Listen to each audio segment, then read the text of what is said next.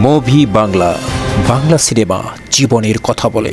এই ছবির কাহিনীর সাথে বাস্তব কোনো ঘটনার সম্পর্ক নেই, তবে অতীতের কিছু রাজনৈতিক ক্রিয়াকলাপের কারণে প্রভাবিত হয়ে এই কাহিনীর সৃষ্টি, যা সম্পূর্ণ কাল্পনিক।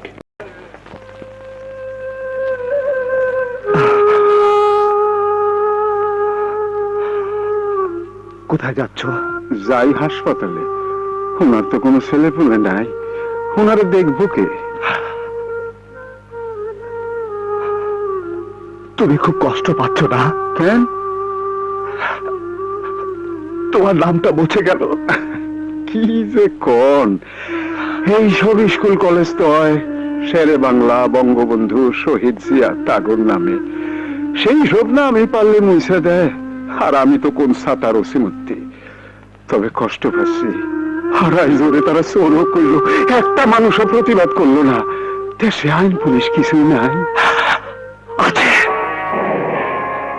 আইন আর পুলিশ, নট ফর ওসিমূর্তি।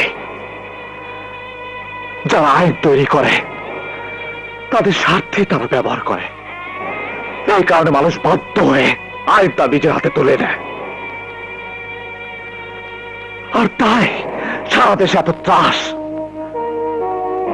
ওসিমূর্তি, এই অবস্থা চলতে পারে না। তুমি দেখে দিও, এই ত্রাস একদিন বন্ধ হবে, শৃঙ্খলা একদিন ফিরে আসবে। লিডার, কলেজের নাম তো পাল্টাই গেল, প্রিন্সিপালের পোস্টটা তো এখনো খালি। আমি তো আপনাদের পেছনে ঘুরি এমপি চেয়ারম্যান হওয়ার জন্য না।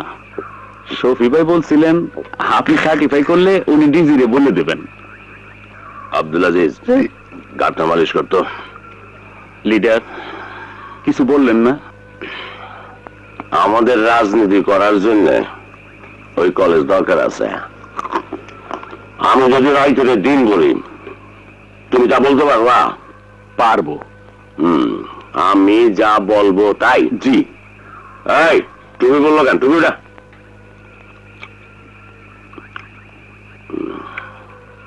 লিডার, নামাজ তো পড়েন না, সবসময় টুপিটা মাথায় দেন কেন? এইটা তো নামাজেরও টুপি না, টুপিটার মাঝে থাকি। এইটা রাজনৈতিক বংশের লোকেরা মাথায় দেয়। গান্ধীজি, জওহরলাল নেহরু, কায়েদে আজম জিন্না, লিয়াকত আলী খান, এরা সবাই এরকম টুপি মাথায় দিত। কে প্রিন্সিপাল, ঠিক বলি নাই? জি। আমরাও এই এলাকার একটা রাজনৈতিক বংশ বইলা এই টুপি মাথায় দেই। এইটা নামাজের টুপি না। মালদে, তুমি একজন শিক্ষক মানুষের মত দেলা দিতেছ, আর তুমি প্রিন্সিপাল হওয়া চাও না? মানে ওই যে বললেন। কি বললাম? সামসামি। লিডার, আপনি বললেই আমার চাকরিটা হয়। বলবেন? পরীক্ষা পাস করছো, ঠিক আছে, বলবো বলবো বলবো তো। যাও যাও।